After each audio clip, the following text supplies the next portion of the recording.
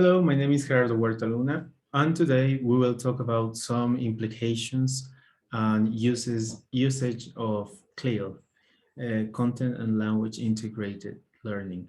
So this presentation focuses most on the activities that we can use within our language classrooms, as the title is activities and their implementations. So to start with, first we need to define what a CLIL is. So CLIL is basically the way of using the language as a medium to deliver a non-language subject. In other words, what we do in our native tongue, for example, when you learn maths, you focus more in the content rather than in the language. Well, CLIL gives the option of using a second language or a target language as the way of delivering this content, but by emphasizing also the use of the language. So in here, the teachers need to be capable enough to really manage the content, the area of expertise, but also the application and needs for students on the development of their language skills. So to use CLIL, there are some considerations that we need to always recall. The first one is the age. Age, because as we know, depending on the student's age, the way of expressing will change. Also, the topics will have to be different. It's not the same as teaching, for instance, to adults rather than kids or teenagers. Also, the subjects, maybe what is interesting for adults is not the same as kids. Perhaps in kids, we will be using other kind of materials. And also the subtopics that will be given during each one of the sessions. Talking about these adjustments that we just mentioned, the first one is the language range. This is correlated to the age, as we said. So for students that are in infancy, for example, as they don't have a highly developed cognitive acquisition yet, the language has to be very simple, and it has to be also followed by some pictures, perhaps very visual, which goes together with the materials. And on the other hand, when we talk to adults, for example, maybe if we use a book that is very childish, let's say a lot of colors, perhaps superheroes, you know, draws that are very childlike, that might be not very well received to adults. So we also have to take on account how the materials are going to engage our students into the class. And with adults, perhaps the language can also be a little bit more structurized and complex, depending as well on the level. If we are talking about beginners, the way of speaking has to be very precise, but simple. As you go up into the level of acquisition of the students, maybe B2, C1, the language has also to evolve to increase on their use. And also the vocabulary needs to be larger, not just simple, but broader, so that students can really develop their language. Same thing happens in Spanish, for example. There are some people who, even if they are natives, it doesn't mean that they really know the language. Maybe they only have a general range of B1 because they haven't really given time to develop their vocabulary, their language skills, their writing, you know. So all of this is applicable to all the languages, but CLIL focuses on the acquisition and the use of a second language. Together with the applications of CLIL, there has to be a methodology to follow. And this methodology usually follows with a lot of visual support, because as we said, here we have two things. The first one is the content of the subject, and the second one is the language which delivers the subject. So we cannot just focus on the subject. Let's say, for example, we are talking about chemistry and we want to express the levels that exist in an atom, right? In there, In a regular class, for example, in Spanish, the teacher focuses more into the concept, the um, seeing if the students really understand the way of the distributions of the electrons. And some teachers, for example, when they have a task or an exam, they don't really care if there are misspellings or if the way of writing of the students is not the best, but they focus more into the exercises, let's say. Some, not all of them. Well, having this view is also a problem for students because they might be able to solve the exercise, but when they have to deliver it to another person, they are lacking of skills, of language skills, right? And the same thing goes for a second language. If a teacher, for example, teaches chemistry in a bilingual school in English, but focuses more into the content rather than the use of the language per se, then the student is going to be lacking of highly important tools, which is communication, range of speaking, um, putting yourself into your audience level, you know. So in CLIL, the teachers need to know how to give a class by using this method, um, which is, as we said, basically using a lot of visuals, but also having a balance in between the use of the language and the liberation of the subject. If, for example, you hear a student making a mistake when they are explaining a definition of an electron, for example, if they don't follow the structure of a definition, then the teacher has to correct the student on the way of structurizing the message. And also, CLIL has to be clear and well incorporate to the subject as well as the language. And they have to be fusioned. They cannot just go, they cannot just be taught separately, but rather together. So in the moment, we are using the language at the same time as we're learning something. In that way, language becomes relevant and really is a medium rather than a subject. In CLIL, there are some activities that we can use. For example, in peer communication, the students have to interact with their peers and to use the language um, to deliver messages. But also it has to be some sort of consentment in between the two of them to come into an agreement of what they are talking and leveling their range, as well as the, well, vocabulary, structures, etc. And if for some reason one of the students makes a mistake, the other student can correct. So CLIL helps on this, you know, because maybe we're talking about marine life and the other student doesn't know how to say ballena, but the other one knows. And then they start to help each other.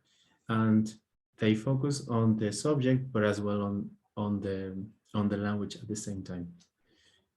For reading strategies is also very helpful, as we will see in a moment with an example that will be presented. In reading strategies, you select a topic, or if you have a book that has some topics already proposed, then you use them and take the information, make an analysis of it, and also practice the vocabulary that is used during this text. Also, you can analyze the grammar.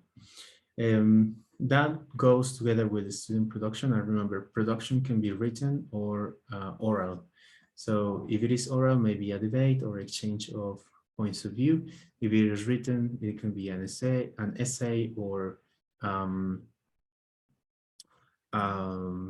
opinion perhaps, or a critic about an article. And also the level of cognitive skills that students have. Because as we said, going back to the age, it's not the same as having a class with teenagers or with kids of 6 years compared to adults of B2, for example.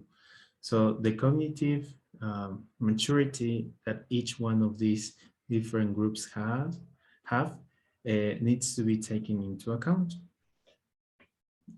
Now, some applicabilities that we can use in our classes are the use of reading materials about trend topics. This means that nowadays, as we have social media, it is very easy to find what topics are trends, what topics are of interest to people.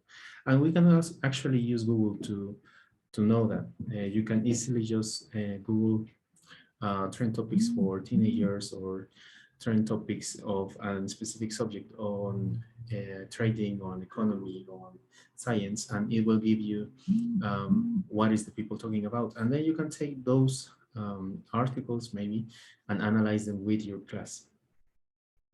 Also, you can use speaking sessions and projects based on a topic that is given, right? As we said before, if for some reason in your book you already have some readings that you need to read or you need to approach, then just implement the CLIL methodology into that.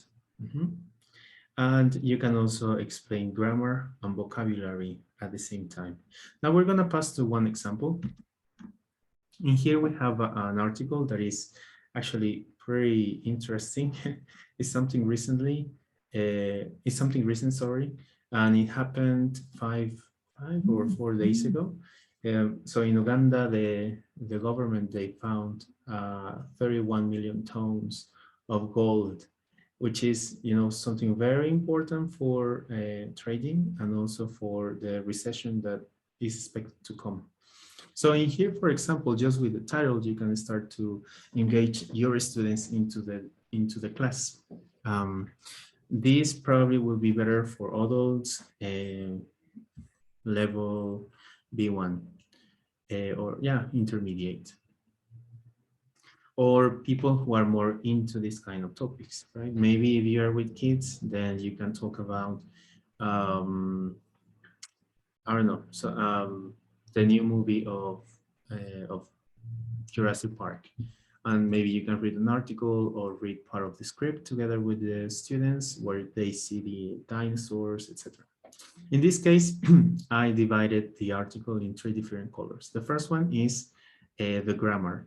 And here we can see the passive voice structure. So we have the reported verbs, and you can first read the text with them, you know, correct the pronunciation, ask about vocabulary, and at the same moment, if they don't really know how or what's a passive voice, then you can tell them, oh, this is something that you use for, you know, for saying something that happened, but indirectly, or you can start to develop more your explanation.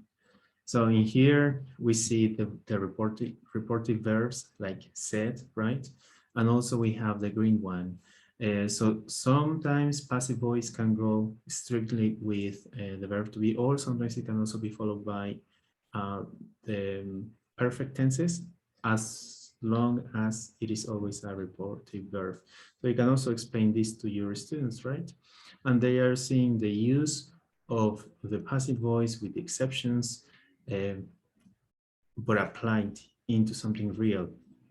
Here we can also explain, oh, well, you see most of the times, as we said, you're gonna have the verb to be plus a past participle of a verb. And then they can start to identify these structures on the text.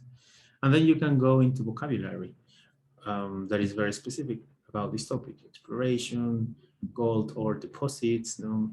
And you can even tell them to give you a definition of that. Or you can give some examples of definitions or explain roughly, and then having them create the definition. For example, let's say that they don't know what is ore, what the word ore means. Then you tell them, well, ore refers to a group of minerals that are placed in a section on a geographical area. And these minerals usually are of economical interest to people. So in there, you have given an example of how definition can be delivered. And then you can ask them, okay, can someone tell me what a spokesperson is? I don't know, teacher. Okay, do you see this word is kind of similar to other words? Spoke, person, spokesperson, seems like speak person, right? So this is a person who represents a group of people and talks in front of others. And so that's the way how you could use it. And then it is also important to, well, this is a clear structure, but we have different ways of learning, right? And maybe this might work perfectly fine with some students, but there are also some other students that that need some more traditional reinforcement.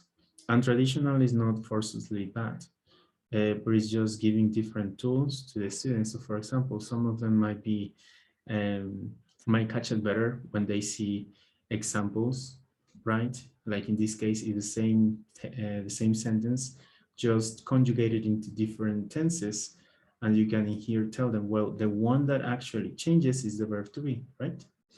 And you have active voice and passive voice. So in the active voice, if the verb is in present, then the verb to be in the passive voice has to change into the present. So present is, present continuous is being, past simple was, and then you always have to add the past participle of the verb. So that will be one side. The other one, there are also some people that are more analytic or are, as I call them, more formula person that need really to see what's the structure of a sentence. So you can also present this chart, although it might be very overwhelming to students, but who knows? Some students might need it, you know, and if it doesn't work for them, then they can just leave it out and use the other two resources, the CLIL or the chart that has the correlation of the different tenses. So focusing on CLIL is a way in which you can use the language basically to give a subject. And the good thing of this is that your language is used and it has a context, is contextualized and relevant to the students. It's not just studying because I have to pass the exam or because language is seen as an isolated subject, but rather as an incorporation of knowledge to other subjects. So this is my presentation. I hope that it was clear. And if you have any questions, you can always write a comment and I will try to answer as soon as possible. Thank you so much. We're in contact. Take care. Bye-bye.